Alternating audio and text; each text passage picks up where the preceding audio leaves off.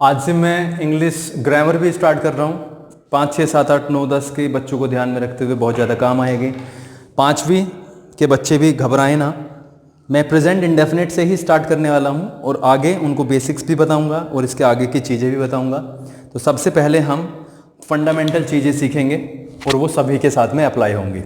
Present indefinite और past indefinite दोनों ही special cases हैं।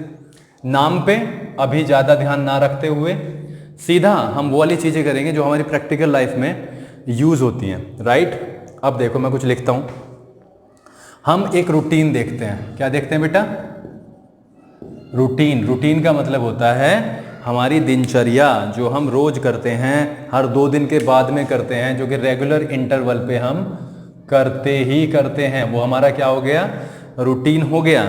अब रूटीन के लिए हम ऐसे कह सकते हैं कि मैं रोज स्कूल जाता हूँ, ठीक है, मैं रोज खाना खाता हूँ, ऐसे कहते हैं ना, मैं रोज खाना खाता हूँ, मैं रोज फिल्म देखता हूँ, या दूसरे लफ्ज़ में कह सकते हैं, अगर मैं कोई काम रोज नहीं करता हूँ तो मैं ऐसे कह सकता हूँ कि मैं हर संडे खेलने जाता हूँ, हर रविवार को मैं खेलने जाता हूँ, हर सोमवार को मैं व्रत रखता हूँ। वो सारा का सारा हमारे रूटीन में आ जाता है और ये सीधा कनेक्ट कर जाता है प्रेजेंट इंडेफिनिट को। दूसरी भाषा में कहूँ, जैसे बच्चों को पढ़ाया जाता है, वाक्यों के अंत में ता है, ते है आदि शब्द आते हैं, इसकी पहचान हो जाती है अगर मैं किताब की भाषा में बात करूं। अदरवाइज रूटीन के लिए हम क्या यूज करते हैं? Present indefinite. अब चीजें देखो, कोई काम होता है, काम मतलब वर्क यानी एक्शन होता है, कार्य। अब अगर कार्य होगा तो उसको करने वाला भी होगा, डूअर। कार्य होगा तो उसे करने वाला भी होगा, यानी जो कार्य करने वाला होता है, कार्य करने वाला क्या होता है बेटा? वो मन में बताओ अपने। सब्जेक्ट। क्या होता है बेटा? सब्जेक्ट। सब्जेक्ट वो होता है जो काम करता है। जो काम वहां पर हुआ उसे हम बोलते हैं मेन वर्ब। क्या बोलते हैं? मेन वर्ब, ठीक है। और जो काम का एक तरीके से नाम होता है, वैसे कर्म होता है वो, उसे हम बोलते हैं ऑब्जेक्ट। तो मुख्य काम है और ये कर्म है हमारा। मैं अभी समझाऊंगा। अब इन सब के बीच में एक चीज आती है, हेल्पिंग वर्ब। तो हेल्पिंग वर्ब के बारे में मैं बिल्कुल तुम्हें सिंपली बता दूं, ये हमें समय बताने का काम करती है। यानी हमें पता चलता है कि वाक्य प्रेजेंट इंडेफिनिट है, पास्ट है, फ्यूचर है, कॉन्टिन्यूअस है, परफेक्ट है, व्हाट इज दैट।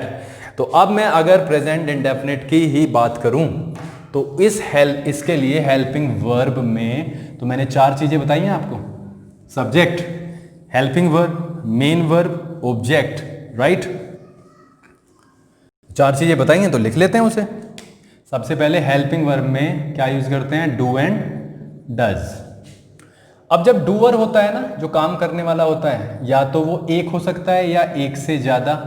एक से ज्यादा को प्लूरल बोलते हैं, एक को बोलते हैं सिंगुलर। और इस केस में आई के साथ भी क्या लगता है? डू ही लगता है। प्रेजेंट इंडेफिनिट के केस में आई के साथ भी क्या लग जाएगा? डू का हम यूज करेंगे। बाकी सबके साथ जो सिंगुलर हैं उनके साथ में डज का यूज करेंगे। अब सिंगुलर में एक व्यक्ति, यानी कैसे कह सकते हैं? He, she, it, Ravi, Seema, इस तरीके के शब्द हैं। प्लूरल में we, you, they, two, boys, ये हमारे क्या हो गए हैं? प्लूरल हो गए हैं, तो हम यहां पे यूज कर सकते हैं। तो बात आती है सेंटेंस के फॉर्मेशन की, यानी कि हम फॉर्म किस तरीके से करें। तो यहां पे हम देखते हैं 4 सेंटेंसेस लिखता हूं और देखते हैं। पहला, वह क्रिकेट का ले लेते हैं। क्रिकेट खेलता है, बहुत ध्यान से देखना है। सेकंड ले लेते हैं, वह क्रिकेट नहीं खेलता है। भाई मैंने वही ले लिया। और तीसरा सेंटेंस में ले रहा हूं, क्या वह क्रिकेट खेलता है। और चौथा, वह क्रिकेट कहां खेलता है। ये चीजें हैं हमारे पास में, 4 सेंटेंसेस हैं। ठीक है, पहले दोनों सेंटेंसेस से सीधा सीधा पता चलता है कि वो क्या बताना चाह रहा है, हाँ या ना में। या तो वो क्रिकेट खेलता है या वो नहीं खेलता है। तीसरे सेंटेंस से हमें पता चलता है वो क्वेश्चन है, वो पूछ रहा है यस या नो में। यस या नो में, क्या वह क्रिकेट खेलता है, इसका यस होगा या आंसर या नो होगा। यहां पर वो पूछ रहा है वह क्रिकेट कहां खेलता है, यानी जगह का नाम है। ये इंटेरोगेटिव ही दोनों, लेकिन दोनों इंटेरोगेटिव अलग अलग तरीके के हैं। तो इसको जब क्या से वाक्य शुरू होता है तो ये कहलाता है इंटेरोगेटिव फर्स्ट, और ये होता है इंटेरोगेटिव सेकंड। इसका ध्यान रखना है। वाक्यों के बीच में क्या शब्द आते हैं, क्वेश्चन वर्ड।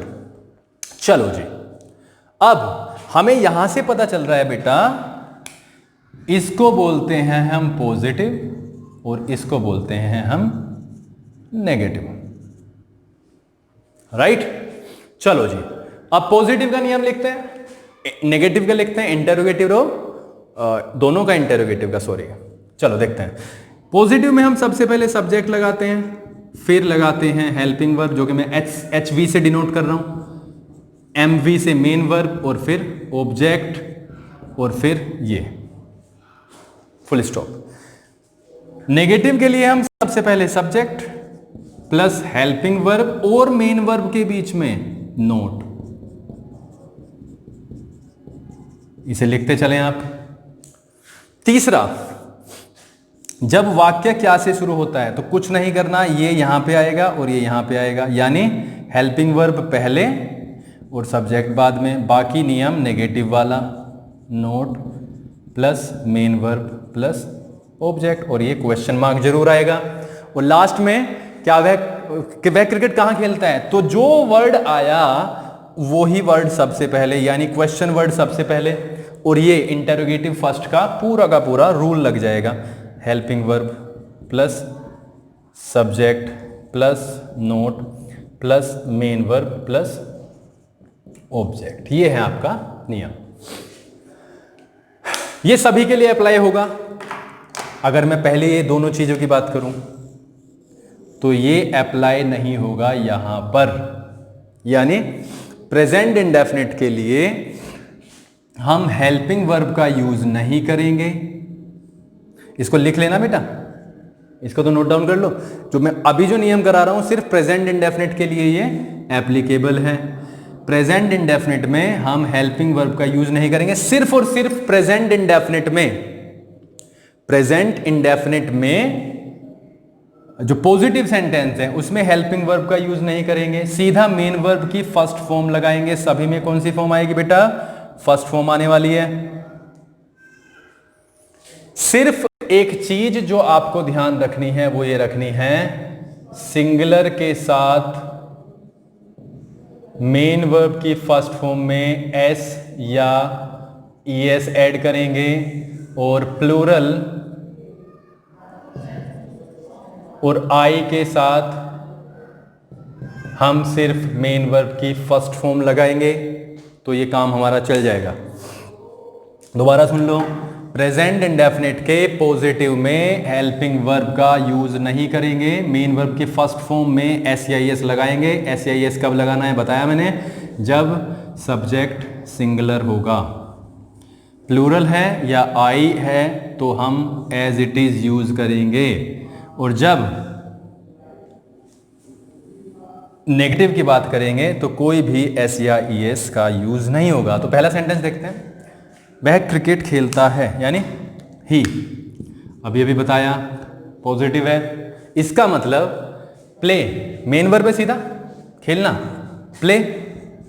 और देखो एक चीज और देखते हैं हम, सिंगुलर में एस या ईएस लगना है। देखो ये क्या है, सिंगुलर है, ही प्लेज, और ऑब्जेक्ट क्या है बेटा, क्रिकेट, उसी पर आ गए। ही प्लेज क्रिकेट, वह क्रिकेट नहीं खेलता है, subject he. Helping verb does, क्यों डज? क्योंकि ये सिंगुलर है। उसके बाद में नोट, नियम में देखो, he does note play cricket. अब पूछो कि सर पहले तो प्लेज लगाया, अब की बार प्ले लगाया, तो बेटा आप ध्यान तो रखो, यहां पे डू या डज का यूज नहीं हुआ है। वैसे तो डज का यूज होना था, लेकिन नियम के तहत नहीं हो पाया तो एस लगाया गया। लेकिन यहां पे बेटा देखो ई एस लगा हुआ है पहले ही, डू में ई एस का यूज हो रखा है, इसलिए सीधा प्ले आएगा। He does not play cricket. क्या वह क्रिकेट खेलता है? सबसे पहले हेल्पिंग वर्ब डू या डज लग जाएगी, लेकिन करेगी डिपेंड इसके ऊपर, तो डज लगेगा सबसे पहले। सब्जेक्ट ही, प्ले का फर्स्ट फॉर्म यानी मेन वर्ब है, और object cricket. Does he play cricket? After that वह क्रिकेट कहां खेलते हैं? मैंने कहा क्या क्वेश्चन वर्ड को सबसे पहले लगाएंगे। क्वेश्चन वर्ड है वेयर, वेयर सब, उसके बाद में ये नियम चालू हो जाएगा, यानी हेल्पिंग वर्ब डज, क्यों डज? वह के कारण, where does he play first form में लग जाएगा, और क्रिकेट। और इसका सबसे इंपॉर्टेंटली ध्यान रखना है आपको, राइट? तो ये हैं हमारे पास में 4 सेंटेंसेस। अगर मैं प्लूरल की बात करूं तो प्लूरल भी बिल्कुल ऐसे ही होगा, सिर्फ एस या ई एस नहीं लगेगा और डू का हम यूज करेंगे। ठीक है, चलो एक सेंटेंस देखते हैं। आप मेरी सहायता करते हो, पॉजिटिव है, सीधा सीधा पॉजिटिव है। और क्योंकि ये क्या है? यू, और यू कंसीडर होता है प्लूरल। मेन वर्ब हेल्प, अगर यहां पे सिंगुलर होता तो हेल्प्स हो जाता है, एस लग जाता, बट ये प्लूरल है तो नहीं होगा। यू हेल्प, और यहां पे ऑब्जेक्ट है मैं, यानी मैं का object me. You help me. चलो हम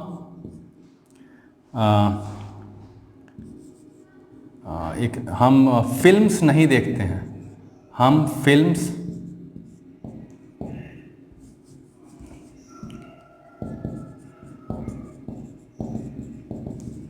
नहीं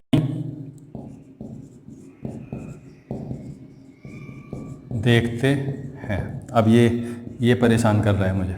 चलो वी हो जाएगा। अब ये क्या है? वी प्लूरल है, यानी do. We do not, we do not देखना, वॉच फिल्म्स, मूवीज, फिल्म्स, आप कुछ भी लगा सकते हैं। We do not watch movies, right? चलो देखते हैं इसका इंटेरोगेटिव। क्या रवि